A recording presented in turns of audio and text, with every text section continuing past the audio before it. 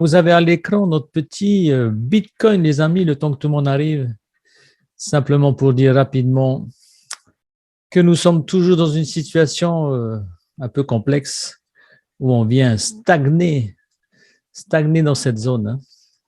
Donc, je m'attends toujours à notre fameux crack. Voilà, ici, à ce que ça craque. D'autant plus que nous avons, ici, nous rebondissons sur notre fameuse moyenne, hein, que vous voyez ici. C'est la moyenne 100. Et là, on est en train de buter dessus. On a du mal à la passer. On a du mal également à dépasser notre petite résistance, hein, qu'on n'a pas réussi à casser. Vous voyez, je vois les choses s'accélérer. Les indicateurs sont de plus en plus bearish. Et voilà, pour moi, ça craque. Ça craque dans quelques jours. Donc, j'avais estimé aujourd'hui, demain jeudi, je pense qu'on a touché le top. Je pense qu'ici, lorsqu'on a atteint les 31 000, là, ici, là, on a touché le top. C'était le plus haut. Le plus haut de la course qui a démarré déjà depuis le début de l'année, hein. Voilà, on a démarré là. Et donc, j'avais également retrouvé une petite vidéo. Une vidéo qui date du décembre que vous avez en ligne sur notre portail de vidéo. Et écoutez plutôt ce que l'on disait à ce moment-là. Jusque-là, c'est 2023. Donc, ce que je vois dans cette zone, c'est effectivement cette fameuse douche froide qui peut ne pas arriver, mais a priori, si les actions chutent, Bitcoin va chuter. Et ensuite, repartir dans une hausse qui est en fait un dead cat bounce. Un dead cat bounce, c'est en fait, comme vous savez, quand vous écrasez un lézard, vous avez toujours sa queue qui bouge. Vous avez l'impression qu'il n'est pas mort. Et là, c'est un peu ça, c'est un peu la queue qui bouge. Donc, vous sautez dessus, vous pensez que ça y est, Bitcoin repart à la hausse, alors qu'en fait, il revient rechuter. Alors après, la grosse question, c'est jusqu'où il rechute.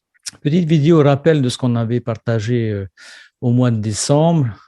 Et voilà, depuis ce dead cat bounce, nous l'avons provoqué. Enfin, nous l'avons provoqué. Vous et moi, on n'a rien provoqué du tout, on est d'accord? En tout cas, on l'a vécu, hein. Nous étions là lorsqu'on faisait la vidéo. On s'attendait à ce que ça aille plus bas. Ça n'a pas été plus bas. Boum, par contre, ça a bien rebondi. Et donc, je suis plus que bearish depuis, hein. Donc, pour moi, c'est tout simplement dans la continuité d'une chute de plus de 70%. Ici, c'est un simple rebond avant de retourner plonger. Les marchés traditionnels continuent de pumper, continuent d'être manipulés. Donc, pour l'instant, ça pump, ça pump. Et puis, quand on voit le dollar se casser la figure, ici, vous voyez le DXY, le dollar qui se casse la figure. Normalement, Bitcoin, la semaine dernière, aurait dû rebondir et en fait, il n'a pas du tout rebondi. Il n'a pas du tout rebondi, donc ça veut dire que le mouvement arrive à son terme et au vu des différentes résistances qu'il y a, donc ça tend là donc prochainement à un crack. On avait identifié avant ça plusieurs zones de rebond. Ici, la zone des 25 000. Si ça casse, forte chance que Bitcoin soit complètement cuit, dans le sens où ça revienne ici rechercher le bottom.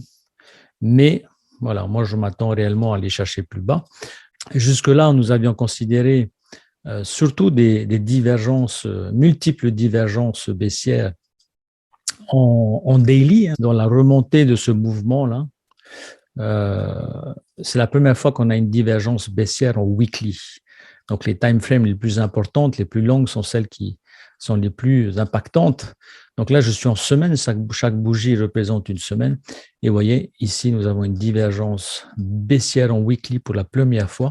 Hein, j'en vois pas d'autres. Peut-être là, ici, voilà, divergence baissière en weekly, hein. Donc, ça veut dire que la divergence là qui est en train qui est marquée, hein, qui est confirmée, ben elle est plutôt rare. Et la dernière fois, ça a fait chuter le cours, quoi.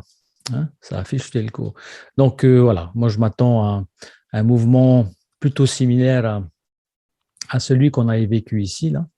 Voilà, donc une descente radicale qui viendrait nous amener, casser en tout cas le mouvement, le bottom précédent. Voilà. Donc, opportunité d'aller capter plus bas, bien entendu, à chaque fois en cost average. Donc, c'est-à-dire la meilleure manière d'entrer dans ce marché, c'est par niveau, parce qu'on ne sait pas réellement où est-ce que va le Bitcoin, on n'a pas de boule de cristal. Mais là, on a des signaux qui flashent. Qui flashent également sur S&P 500, qui flashent sur le Nasdaq. C'est en train de grimper, c'est la folie.